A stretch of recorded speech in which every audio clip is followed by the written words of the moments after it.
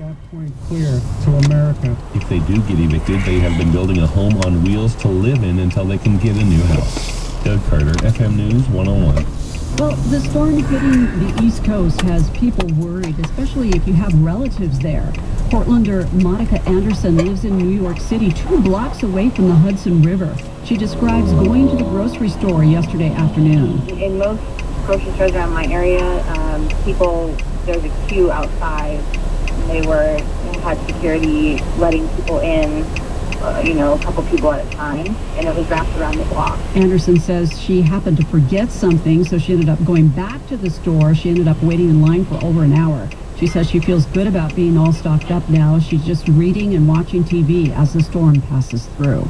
It's 104. Traffic and weather and more of the Lars Larson Show next. Attention homeowners. If your home has lost value and you now owe more than your home is worth, please listen carefully to this very important message. If you purchased a home or refinanced your loan before June of 2009, Quicken Loans may now be able to help you refinance at today's incredibly low interest rates, even if you owe more than your home is worth. This is Jay Farner, president of Quicken Loans, and I want to let you know that on September 14th of this year, the government announced changes that may allow you to refinance even if your home has lost value. So if your current mortgage is higher than 3.99%, please call Quicken Loans today at 800-QUICKEN. Even if you owe more than your home is worth, you may now be able to refinance at today's incredibly low rates.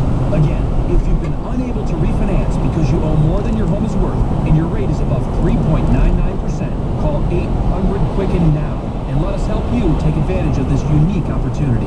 Important terms and conditions apply. Calls for cost information. Equal housing lender. License in all 50 states. MLS number 3030. Thomas Jefferson said, most bad government results from too much government. Cascade Policy Institute fights to limit government and maximize liberty. Vote this November in support of freedom. To learn more, visit cascadepolicy.org. FM News 101 traffic with Tim Ryan. Got some good news. Highway 217 and Southwest Walker is back open after being shut down for a while. The word we're getting is that up to 7 cars were involved. ODOT assisted the emergency crews in helping clean up. Got everybody up and running again. So good job to everyone out there. Once again, Highway 217 at Walker back open.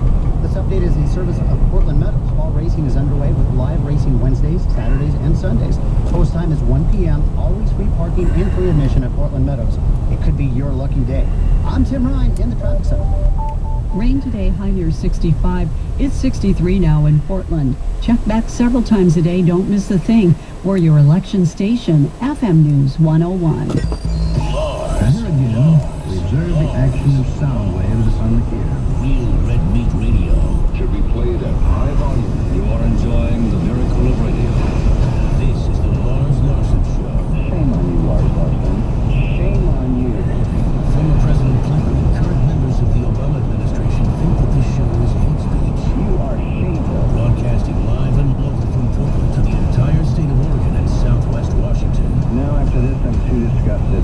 Now, here's Lars Larson. I will fight for the young people of America by getting us finally on track to a balanced budget. On FM News 101. You know, I've sat in a lot of courtrooms over the years as a reporter and watched trials, and there's a point in the trial where the judge is instructing the jury, and he says to the jury members, if you find in an occasion that one of the witnesses has lied in his testimony, then you are free to believe that any part of his testimony is a lie. Well, I've found that this administration has lied so continuously to the American people, I'm not sure what to believe. But there was a really intriguing story that was breaking over the weekend. I'll give credit to one of the websites called Tiger Droppings. I don't know where that came from. And the other one is Instapundit, which is Glenn Reynolds, who's a friend of the show from the University of Tennessee, where he's a law professor. And the gist of it goes this way. There's a general who runs AFRICOM, who is the commanding officer for troops in Africa, which would include parts of the Middle East. And his name is Carter Ham, and he has just been replaced about a week ago. Now, they say this is just part of his regular rotation, but he hasn't been there all of that long. And the suggestion is that during the Libya attack on the consulate in Benghazi, the General Carter Ham quickly notified the Pentagon, I've got a rapid response team, I'm ready to go. And he was given the order, stand down, do not act.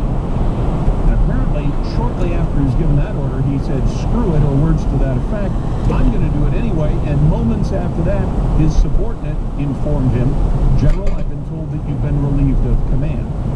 Boom, done. A month later, Leon Panetta holds a news conference in which they tell reporters no real news is coming out of this, and they announce David Rodriguez, General, will be taking Carter Ham's place, as though it's just, regular course of business. The word is that General Carter Ham was being shuffled out because of that. Somebody emailed me about it just a moment ago. I was reading about it all weekend, and Tina and I were talking about it. If they're doing this, you know what's going to be happening right now, but maybe not in time for the election? If they've literally taken people and cashiered military commanders in the United States military because they wanted to act that night, the president didn't want them to because of political risk, you watch how fast the military leaks that information out, because they're going to look at this and say, this is wrong, and this guy should not get away with it. Today's quick poll: should the courts order a limit on the number of times Momo the terrorist can be called a terrorist during his trial in Portland? Today's quick poll brought to you by Fisherman's Marine and Outdoor. For your hunting, tags, and gear, trust your outdoor adventures to the experts at Fisherman's Marine and Outdoor. And to answer your question, if you haven't heard me mention it, I got my spike elk over the weekend and had a great time. Chris is on the line. Hey, Chris, welcome to the program. Hey, thanks for taking my call. A couple of things. Just thinking of it now, where is WikiLeaks when we need them? Secondly, and to answer Jim's question, who spoke with you earlier, never mind what Obama did or did not know, what should he have known? And then, what would our economy look like? What would the GDP, climate, what would all those numbers look like if we took out all the money with that paint on it? We'd be in tough shape, because right now, they did 2 versions of that quantitative easing. And then earlier this year, they decided to start pumping in $44 billion a month, or about $500 billion a year, of another form of easing, which only means inflating the dollar up, so that everything costs more when we buy it overseas. It's deflated. The dollar's been diluted. Yeah. So you've got to add that. You've got to add that into the equation also. I don't know what. I guess he thinks that you can't take a picture of him with your cell phone and have it all over the world in a cocaine heartbeat. I don't know what kind of crack he's smoking, but he's not. Who is he fooled? Other than the people that are voting for him. I don't think he's fooled anybody, because when you now know that there were real-time emails going out, not just to the White House, but apparently this Carter Ham was on that same email loop.